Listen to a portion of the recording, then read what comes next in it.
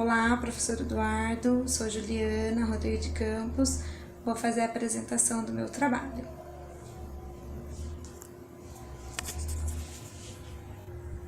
Bom, então vou falar sobre Piaget e Vygotsky, vou falar um pouquinho sobre os dois e depois fazer uma conclusão sobre aí o tema que eu coloquei, que são indispensáveis para a educação, né?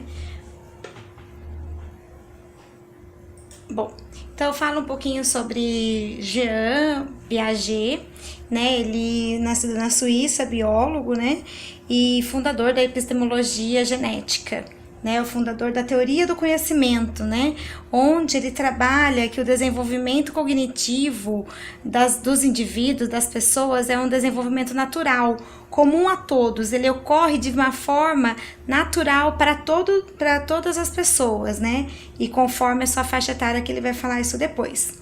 Bom, e ele então fala que esse desenvolvimento cognitivo não depende de aspectos sociais e nem culturais para isso acontecer. Então, ele ocorre de uma forma natural, comum a todos e não depende disso daí. O conhecimento está na interação entre o ser humano e o objeto de estudo, ou seja, o desenvolvimento está nas ações e não nas palavras, né? Como Vygotsky depois fala. Então, Piaget, ele fala que o conhecimento, ele está nesse processo dessa interação entre o ser humano e o objeto, né? De estudo. E ele fala também, então, que o ser humano, ele aprende com as suas experiências, com as suas vivências, ele faz as suas descobertas errando e aprendendo, ou seja, ele vive para aprender, é vivendo que ele se aprende. Bom, Jean Piaget, eu vou falar rapidamente aqui para dar tempo. Ele fala sobre mecanismos que influenciam o desenvolvimento cognitivo. Ele traz a hereditariedade, ele, por ser um biólogo, né? Ele fala de elementos biológicos que nós carregamos para que isso aconteça, para que esse desenvolvimento aconteça. Então, elementos biológicos que ocorrem na ajuda, influenciam na ajuda desse desenvolvimento. Ele fala de maturação, que cada um tem a sua maturação, tem o seu ritmo, o seu desenvolvimento cognitivo. E ele fala também do meio, aonde que o meio estimula o desenvolvimento cognitivo do indivíduo. Bom, então o raciocínio, Jean Piaget, ele fala que o raciocínio peculiar, né, que cada faixa etária tem um raciocínio peculiar, que é onde ele vai dividir por faixa etária, tá? Ele fala do estágio sensório-motor, que é de 0 a 2 anos, aonde, na verdade, a criança, né, ela desenvolve o conhecimento do que ela sente. O processo de conhecimento, né, é através do que ela sente, ou seja, é muito importante nessa faixa etária, essa interação com o meio que ela vive, que é onde a criança, ela tudo é tato, né? Tudo ela pega, tudo ela leva na boca, tudo que ela sente. O pré-operacional de 2 a 7 anos é onde passa a distinguir as coisas e o significado delas, ou seja, ela consegue definir o que é tal objeto e para que serve. Por exemplo, um lápis, para que serve? Para escrever, para desenhar e tudo mais.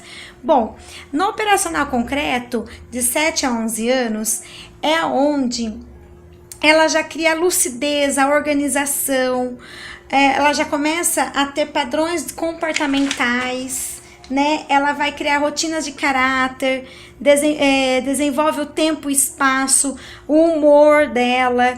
Então, ela já começa a desenvolver raciocínios lógicos, matemáticos, né?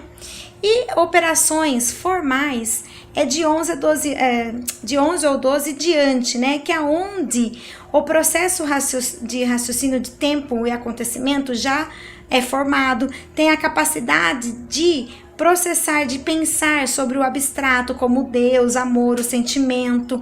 Então já tem um raciocínio mais completo, mais lógico, né? Então isso que traz Piaget, por ser um biólogo, a gente entende que ele traz dentro do seu interacionismo o ser humano com o meio, a interação em que objeto, coisas do meio que faz desenvolver essa cognição. Com isso, trazendo autonomia para o indivíduo, porque ele aprende com as suas vivências, com as suas experiências. Dentro da escola, podemos dizer que são alunos ativos, ou seja, e falando popularmente, dizendo, é de dentro, Piaget, né, a gente fala que é desenvolvimento cognitivo de dentro para fora. Bom, aí nós vamos falar um pouquinho de Vygotsky, que é um russo, né, psicólogo, então ele já vai trazer mais essa desenvoltura do social, de pessoas para a sua teoria, né? Como ele fala, a cognição através da relação sociocultural. Ele já fala da interação da sociedade, da cultura, influenciando no desenvolvimento cognitivo do ser, da pessoa. Então,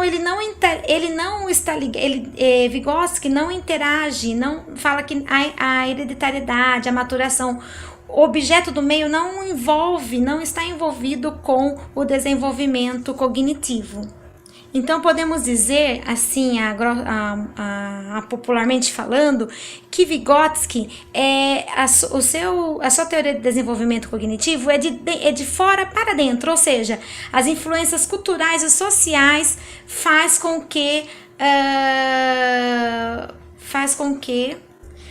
que haja, né, esse desenvolvimento cognitivo no ser. Ou seja, acontece intergrupal e depois interpessoal, interpsicológico, né? Ou seja, desenvolvimento através das pessoas.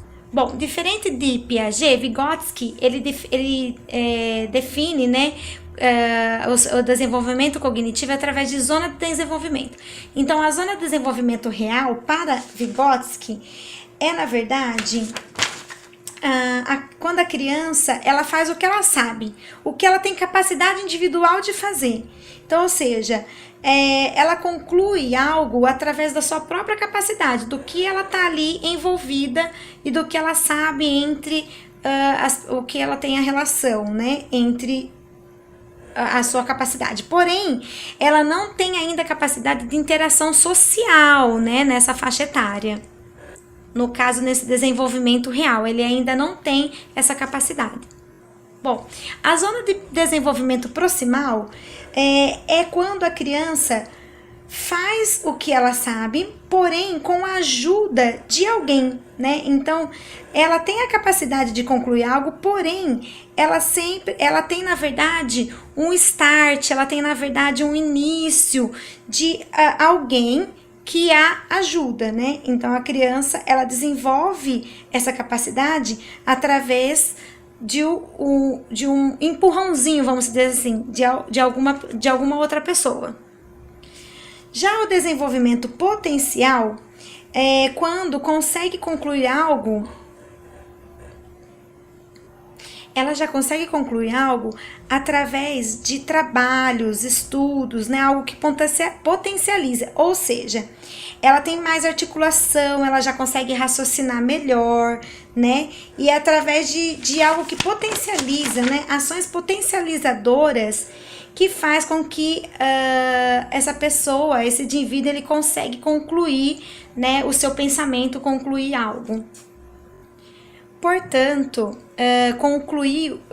no caso, concluo que as teorias, elas são diferentes sim, porém, elas se encaixam, elas caminham na mesma direção também, né? Vejo que essas teorias, né, tanto de Piaget quanto Vygotsky, ela, na verdade, os dois, né, como eu coloquei ali, as duas teorias fazem o uso da interação.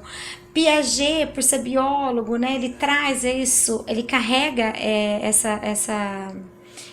essa formação dele para sua teoria, né? Então ele traz o meio, a interação do ser humano com o meio, né? Que é através dessa interação que ele vai descobrir, que ele vai vivenciar, que ele vai aprender.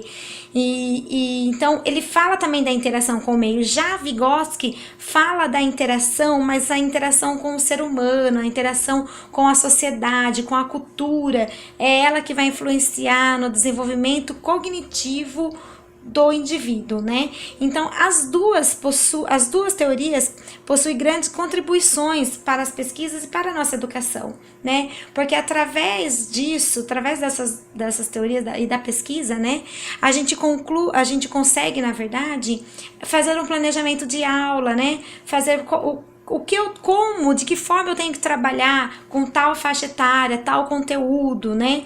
Então, isso é muito importante para a nossa formação e também para a profissão, para a nossa profissão de educação. Então, para mim, na minha opinião, professor, uma conclui a outra, uma completa a outra, né? Por quê? Porque no caso, né, as duas se unem, né, a essa conclusão de desenvolvimento cognitivo.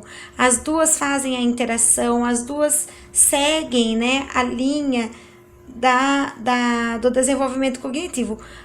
Apesar que terem essas diferenças, né, mas mesmo assim elas são conclusivas, elas são complementares, né? No entanto, que utilizamos no nosso dia a dia tanto Piaget quanto Vygotsky, né? Piaget a gente utiliza nas experiências, no desenvolvimento, quando a criança pode aprender por ela mesma, né? E tudo mais. Experiências, né? Partindo do que ela sabe, partindo do que ela conhece. Já Vygotsky, a gente também, nós professores também damos um norteio, um start, um início para que o aluno possa começar. Então, para mim, uma complementa a outra.